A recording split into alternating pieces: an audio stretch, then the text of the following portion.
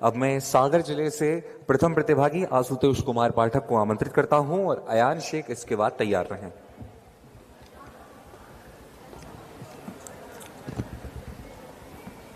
न थके हैं पांव अभी, ना ही हिम्मत हारी है। हमने देखे हैं कई दौर, अब हमारी बारी है। यह बजट नहीं, यह संकल्प है उन सपनों का जिसे पूरा करने की जिम्मेदारी अब हमारी है। माननीय सभापति महोदय, निर्णायक मंडल एवं इस सदन में उपस्थित मेरे समस्त युवा साथियों, कल्पना कीजिए 2047 का भारत जब हमारा देश स्वतंत्रता का स्वर्णिम इतिहास लिखेगा, तब इतिहास हमसे यह पूछेगा कि क्या हमने अपने युवाओं को केवल सपने दिए या उन सपनों को पूरा करने का अवसर भी दिया।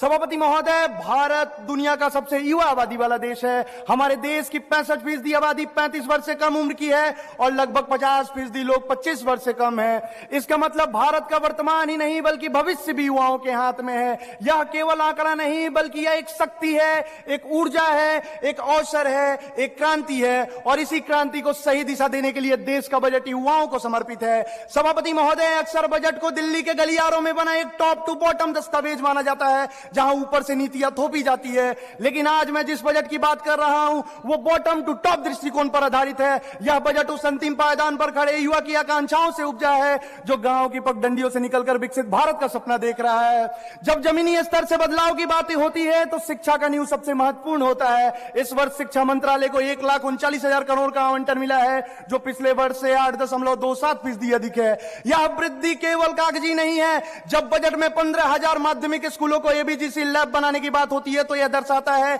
कि तकनीक का लोकतांत्रिकरण अब महानगरों से निकलकर छोटे कस्बों तक पहुंच रहा है।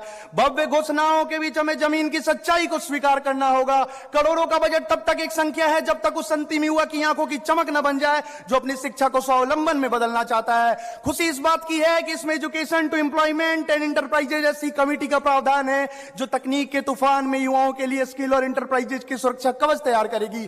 साथियों, विकसित भारत का सपना तब तक अधूरा है जब तक हमारे दिव्यांग भाई और बहन पीछे हैं। दिव्यांगजन कौशल योजना और दिव्यांग सहारा योजना के माध्यम से उन्हें आईटी और हॉस्पिटैलिटी जैसे क्षेत्रों से जोड़ना केवल एक नीति नहीं बल्कि एक मानवीय संवेदना है। जब मैं देखता हूं कि हर जिले में गर्ल्स हॉस्टल बनाए जा रहे हैं तो मुझे उस पिता की चेहरे की चमक याद आती है जो केवल सुरक्षा कारणों से अपनी बेटी को बाहर पढ़ने नहीं भेज पाता है। यह होता है bottom to top policy approach जहां सुविधा पहले घर तक पहुंचती है फिर राष्ट्र का निर्माण होता है।